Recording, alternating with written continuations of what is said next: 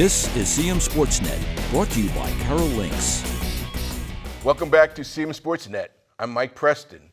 This year, Carroll Community College rolled out their new sports program. We followed the Lynx men's soccer team during their first season and pulled together some of the highlights. Take a look.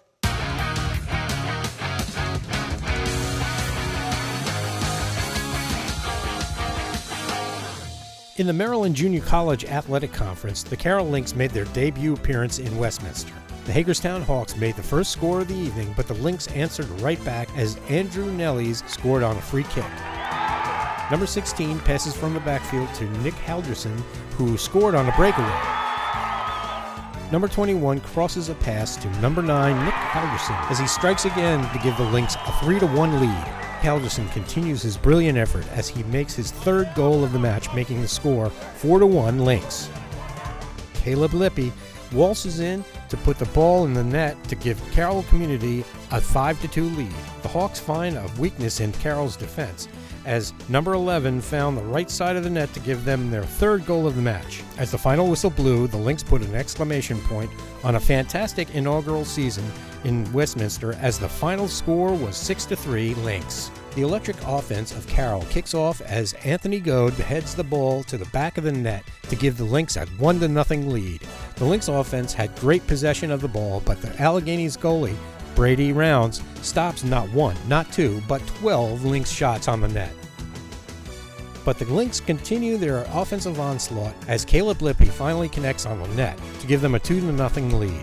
Daniel Villatoro brings the ball upfield as he puts one in the back of the net to give the Lynx a 3-0 lead. Finally, number 14 for Allegheny puts them on the board to make the score 3-1.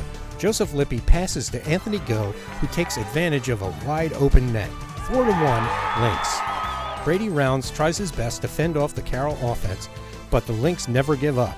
It was a long afternoon for Allegheny as the Carroll offense firepower landed shot after shot, finishing with a blowout score of 14-1 Lynx. The Lynx offense starts off fast as Caleb Lippy dribbles the ball downfield. He then passes to Anthony Goad, who connects to give them a 1-0 lead. The offensive push continues for the Lynx as Nick Halderson scores the next two goals. Chesapeake's Bradley King takes advantage of a free kick to put them on the board 3-1 Lynx. Caleb Lippy goes airborne as he heads the ball into the left of the net to give the Lynx their fourth goal of the match. Lynx Kyle Hardy puts a foot on the ball to make the match 5-1. The Lynx strike again as they connect on an absolute laser to the left side of the net. Number 7 for Chesapeake passes to Bradley King, who puts a good foot on the ball to make the score 6-2 Lynx. Jaden Cassell scores the third goal for Chesapeake, giving them hope. On the following possession, Chesapeake had a chance to put themselves back into the match, but Justin Ricketts charges out of the goal to make the stop. The Lynx were able to regain their offensive momentum as Matthew Brower passes to Nick Halderson, who scores the third goal of the match, ending the game 7-3 Lynx. Joining us now is Tom OBrien, head coach for the Carroll Lynx men's soccer team. Welcome, Tom. And hey, talk a little bit about being the first team, athletic team at your school. Well, aside from being very excited and just having a great time this past fall, we were lucky to experience a number of firsts, right? We had our first game, we had our first goal, we had our first win. Unfortunately, during the season, we had our first loss as well. We had our first overtime win. So we had a number of firsts, but what we did is we had an opportunity to build a very good foundation from the beginning, and hopefully one that we can continue to build on going forward. So what does a first-year coach tell prospects? Tell them to come along, play the game they love, have fun, get a good education, and get a good education, quite honestly, at a really good price comparative to four-year university. Tom, you seem to do very well against some of the seasoned teams like Allegheny, Hagerstown, and Chesapeake. Can you tell us a little bit about those games? Well, with Hagerstown being our first game, it was exciting in the way that the school built up to it. We get out there, we start playing, and unfortunately, Hagerstown scored on us first. But we were able to actually reverse the tides very quickly and played well against them. And I think we finished 6-3 against them.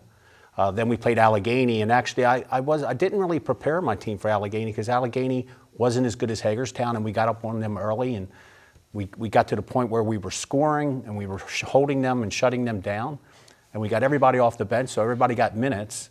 But what I would have liked to have seen us do is actually use that opportunity to train some more for our next game. Instead of scoring goals, I would have liked us to try some things a little bit different, aside from playing new players. And then finally, the other game was an exciting game, and I would be remiss not to mention the fact that we then played Anne Arundel Community College and beat them 3-2 in overtime, which was probably one of the more exciting games during the season. Who were some of your standout players? We had a number, but right away, the MVP of the team, Justin Ricketts. Justin, a first-year goalkeeper here, obviously, because it's our new program. 100 saves, averaged about 8 saves per game. Caleb Libby finished with 24 points. And then Nick Helderson, who finished with 22. And actually, Nick didn't play 5 games out of the season and still finished with 11 goals. He averaged 1 goal per game, so it was pretty exciting to watch him play. So going into next season, what kind of changes do you anticipate? Maybe less changes, but more building on the foundation that we have. But in terms of the way that we train and the way that we play, faster, more physical, more intense.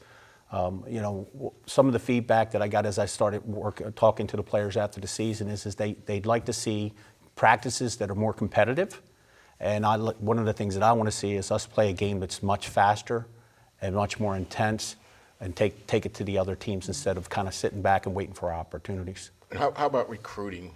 What's your next step there? So this has been a good fall. We've been out, talking to a lot of kids around the county, and we've seen a lot of good soccer. Carroll County has great soccer.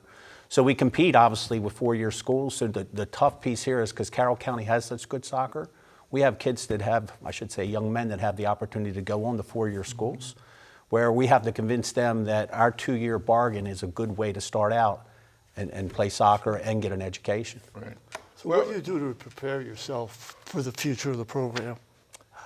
Get out there, get it out as much as possible. Get out to as many games as possible, get to meet as many people as possible.